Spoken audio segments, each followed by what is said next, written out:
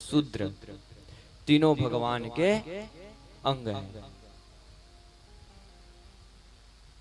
यह चारों भगवान के चार वर्ण बांटे गए, ब्राह्मण क्षत्रिय वैश्य शूद्र, यह तीनों भगवान के अंग हैं। कहता है शास्त्र, क्या कहता है?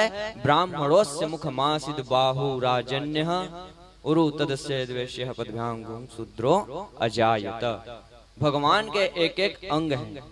ब्राह्मण है वो भगवान के मुख है, जो बाजू बंद है भगवान के क्षत्रिय है, जो नाभि कमल है वह भगवान के वैश्य है, जो पैर है वह भगवान के शूद्र है। क्योंकि भगवान जब तक पैर आदमी का नहीं रहेगा तब तक चल पाएगा क्या? नहीं चल पाएगा भैया। जब तक किसी मनुष्य का पैर नहीं रहेगा, उसमें से एक भी अंग काट दे तो वह आदमी, जैसे हाथ को काट देंगे तो आदमी भोजन नहीं कर सकता।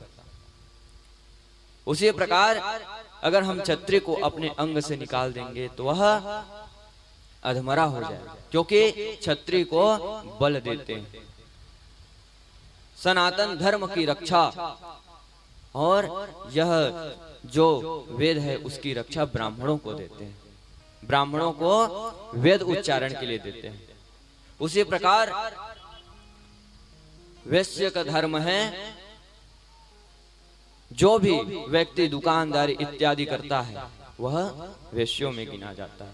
वैश्य जो कर्म करके हमारे कृषि कार्य इत्यादि जो भी भाई बंधु करते हैं वह वैश्य है, जो पालन करता है पेट का। उसी प्रकार शूद्र है, जिनके बिना हम चल नहीं सकते। जब तक हमारे शरीर में चारों वर्ण नहीं रहेंगे तब तक कोई मतलब नहीं।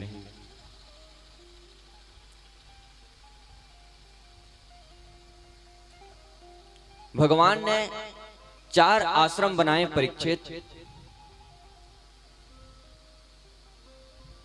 सभी आश्रम को बराबर बराबर मनुष्यों के में बांट दिया गया।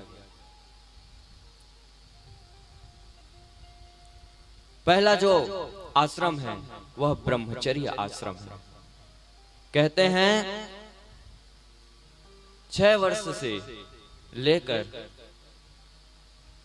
25 वर्ष तक जो आश्रम है वह ब्रह्मचर्य आश्रम है, क्योंकि जानकार हो जाने के बाद, जब बच्चे जानकार हो जाते हैं, वह 6 वर्ष की अवस्था से पूर्ण रूप से धीरे धीरे यह जीवन की परंपरा को सीखता है। इसी प्रकार गृहस्थ आश्रम बनाए, ब्रह्मचर्य के बाद गृहस्थ आश्रम बनाए। परीक्षित कहते हैं भगवान ये गृहस्थ आश्रम भगवान ने क्यों बनाए? क्योंकि जो संत है वह तो ब्रह्मचर्य व्रत का पालन करते करते भगवान को प्राप्त कर लेता है। परीक्षित जी कहते हैं, श्री शुक जी कहते हैं, हे राजन, जो गृहस्थ आश्रम है ना, वह आश्रम इन चारों आश्रमों से सर्वश्रेष्ठ है। गृहस्थ आश्रम को सर्वश्रेष्ठ बतलाया गया है कली काल में।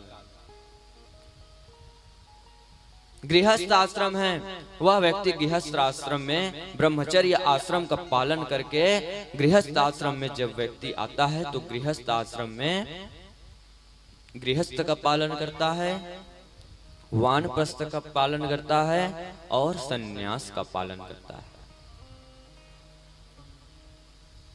जब ब्रह्मचर्य से उतरकर गृहस्थ में आकर तीनों का पालन कर सकता है। वन जाने की आवश्यकता नहीं है, सन्यास में साधु बनने की आवश्यकता नहीं है। साधु बन गए, ले ले कपड़ा ले ले साबुन, काया मल मल धोए, नहाया धोया क्या मतलब का, मन का गया न मैल। नहा लिए धो लिए, और साधु बन गए भैया, कपड़ा लगा लिए, वस्त्र लगा लिए और त्रिपुंड लगाकर तुम साधु तो बन गए। तुमने जब मन का महल नहीं धोया तो क्या मतलब का।